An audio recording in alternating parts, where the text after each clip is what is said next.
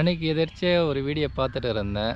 அதில் நடிகர் ராம் சரண் வந்து உட்காந்துருப்பாரு. அவரை பார்க்குறதுக்கு அவருடைய ஃபேனுன்னு சொல்லிட்டு ஒருத்தர் வருவார். உடனே ராம் சரணோட பாடிகார்டு மின்னல் வேகத்தில் போயிட்டு அவரை தூக்கி கொண்டு போய் அந்த பக்கம் போட்டுருவார். அப்புறம் அந்த ஃபேன் வந்து ராம் சரண் கிட்ட உட்காந்து பேசுவார். அந்த ஃபேனை பார்த்தீங்கன்னா ராம் சரண் போலவே ஹேர் ஸ்டைலு இந்த குடுமிலாம் வச்சுக்கிட்டு அவரை போலவே இருப்பார். அப்படியே ஒரு ஹீரோ வொர்ஷிப் பண்ணிட்டு பேசிக்கிட்டு இருப்பார் அந்த மனிதர். இந்த உலகத்தில் நிறைய மனிதர்களை பார்க்குறேன். அவங்களுக்குன்னு ஒரு தனி அடையாளம் இருக்குது. அவங்களுக்குன்னு ஒரு சுயமரியாதை இருக்குது. ஆனால் இது போல் சில நடிகர்களாக இருக்கலாம், கிரிக்கெட் வீரர்களாக இருக்கலாம். இவங்களெல்லாம் ஃபாலோ பண்ணிக்கிட்டு அவங்களோட நேரத்தையும் பணத்தையும் அவங்கக்கிட்ட ஒரு செல்ஃபி எடுக்கணும், ஒரு ஆட்டோகிராஃப் வாங்கணுன்னு அடித்து பிடிச்சிக்கிட்டு ஓடி அவங்கக்கிட்ட நிற்கிறாங்க. இதை பார்க்கக்குள்ள இந்த மனிதர்களுக்குன்னு ஒரு சுயமரியாதை இருக்குது, ஒரு தனித்துவமான அடையாளம் இருக்குது. இதெல்லாம் இழந்துட்டு போகிறாங்களே அப்படின்னு எனக்கு கொஞ்சம் தோணுது. என்னை பொறுத்த வரைக்கும் இந்த உலகத்தில் இருக்க எல்லா மனிதர்களுமே சூப்பர் ஹீரோ தான். அவங்கவுங்களுக்கு ஏற்ற அளவில் அவங்கவுங்க சில சாதனைகளை செய்கிறாங்க. அதனால் அவங்க உயர்ந்தவங்களா ஆயிட முடியாது, மற்றவங்க தாழ்ந்தவங்களா ஆயிட முடியாது. ஸோ அந்த கண்ணோட்டத்தில் மக்கள் இருக்கக்கூடாது. பெரியோரை புகழ்தலும் தவறு, சிறியோரை இகழ்தலும் தவறு, எல்லாரையுமே நடுநிலையாக பார்க்கணுன்னு ஒரு செய்யுள் தமிழில் இருக்கும். நம்ம இந்த பிரம்மாண்டங்கள் எல்லாத்தையும் பார்க்கக்குள்ள ஓன்லாம் பார்க்கக்கூடாது. அவற்றையெல்லாம் எப்படி பார்க்கணுன்னா ஒரு சாதாரண கண்ணோட்டத்தில் பார்க்கணும். என்னோடய ஃப்ரெண்டு ஒருத்தர் இருப்பார். அவர் Hardik Pandya fan.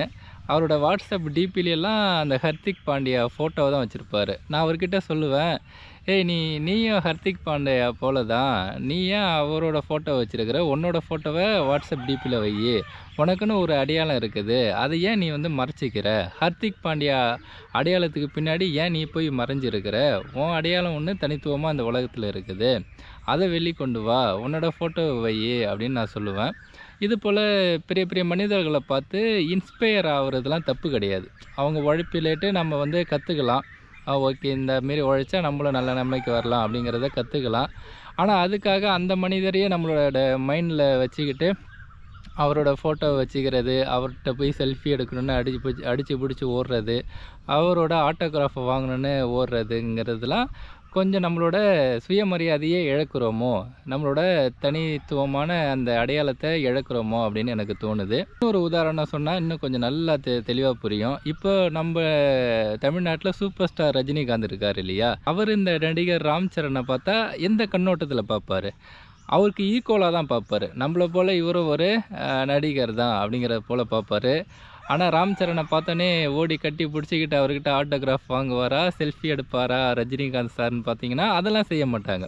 Hi, hello எப்படி இருக்கிற, ஹவ் ஆர் யூ, நல்லா இருக்கிறியா அப்படின்னு சாதாரணமாக நம்ம ஃப்ரெண்ட்ஸுங்க கூட பேசுவோம் இல்லையா, அந்த கண்ணோட்டத்தில் தான் அவர்கிட்ட பேசுவார். ஸோ இதுலேட்டு நம்ம என்ன புரிஞ்சுக்கணும் அப்படின்னு பார்த்தீங்கன்னா, எல்லா மனிதர்களையும் சாதாரண மனிதர்களாக பாருங்கள். அவங்களோட திறமையெல்லாம் நீங்கள் பாராட்டுங்க. இப்போ உங்களுக்குன்னு ஒரு வாழ்க்கை பயணம் இருக்கும், உங்களுக்குன்னு ஒரு கனவு இருக்கும். அந்த கனவு நோக்கி நீங்கள் ஓடிட்டு இருங்க. உங்களோட வாழ்க்கை பயணத்தில் நீங்கள் அப்படிப்பட்ட மனிதர்களை சந்திக்கிறீங்க அப்படின்னா அவங்கள பார்த்து ஜாலியாக பேசுங்க, செல்ஃபி எடுங்க, நல்லா நடிச்சிருக்கீங்க, உங்களோட கிரிக்கெட் விளையாட்டு பார்ப்பேன் சூப்பராக இருக்கும் அப்படின்னு நீங்கள் ஜாலியாக பேசலாம். ஆனால் இதுக்காக தனியாக உங்களோட நேரத்தையும் பணத்தையும் ஒதுக்கி போயிட்டு மெனக்கெட்டு பார்த்து அடித்து பிடிச்சிக்கிட்டு செல்ஃபி எடுக்கிறது, இந்தமாரி ஆட்டோகிராஃப் வாங்குறதுலாம் தேவையில்லாத செயல் தான் நான் நினைக்கிறேன். அதனால் இந்த வீடியோ பார்க்குற நீங்கள் நல்லா தெரிஞ்சிக்க வேண்டியது, நீங்கள் ஒரு சூப்பர் ஹீரோ அப்படிங்கிறத என்றைக்குமே மறந்துடாதீங்க. இது போல் பிரம்மாண்டங்களை எல்லாத்தையுமே சாதாரண ஒரு நடுநிலையான கண்ணோட்டத்தில் பாருங்கள். ஊன்னு வியந்து பார்த்து அதில் மயங்கி அவங்க பின்னாடி நம்ம ஓடிட்டு இருக்கிறது நம்மளோட சுயமரியாதைக்கும் தனித்துவமான அடையாளத்துக்குமே அது ஒரு முரண்பாடாக இருக்குது. அதனால் இதை பற்றி பேசணும் அப்படின்னு நான் நினச்சேன். ஏன்னா அந்த வீடியோவில் அந்த ரசிகரை ராம் சரணோட பாடிகார்டை அப்படியே தூக்கிட்டு போய் அலேக்காக போட்டு வருவார். அப்புறம் வந்து அவர்கிட்ட அப்படியே உட்காந்து முட்டி போட்டு ஒரு காடு வர்ஷிப் பண்ணுறது போல் பேசிகிட்டு இருப்பார். அதை பார்க்கக்குள்ளே எனக்கு கொஞ்சம் கஷ்டமாக இருந்துச்சு. ஏன்னா நடிகர் ராம் சரணும் நம்மளை போல் ஒரு மனிதர் தானே, ஏன் இந்த அளவுக்கு போயிட்டு பார்க்கணும் அப்படிங்கிறது போல் தோணுச்சு. இதில் அந்த மனிதரோட சுயமரியாதையும் தனிப்பட்ட அடையாளமுமே போகுது. ஏன்னா அந்த ஹேர் ஸ்டைல்லாம் பார்த்திங்கன்னா ராம் சரண் போலவே வச்சுருப்பார். ஏன்னா அவரே திங்க் பண்ணுனா அவருக்குன்னு ஒரு ஹேர் ஸ்டைலை அவரே உருவாக்கலாம். ஸோ அது கூட கொஞ்சம் ஒரு பக்கம் தள்ளி இருந்தாலும் இப்படி போய் காடு வர்ஷிப் பண்ணுறது போல் பேசணுமா அப்படிங்கிறது போல் தான் எனக்கு தோணுச்சு. அதனால் நீங்கள் இதில் சொன்ன கருத்துக்களை சிந்திச்சு பாருங்கள். யார் மனதையும் புண்படுத்தணும் அப்படிங்கிற நோக்கம் கிடையாது. ஸோ சிந்திச்சு பார்த்து சரியாக இருக்கும் பட்சத்தில் நீங்கள் ஏற்றுக்குங்க, தவறாக இருந்தால் விட்டுடுங்க. நன்றி.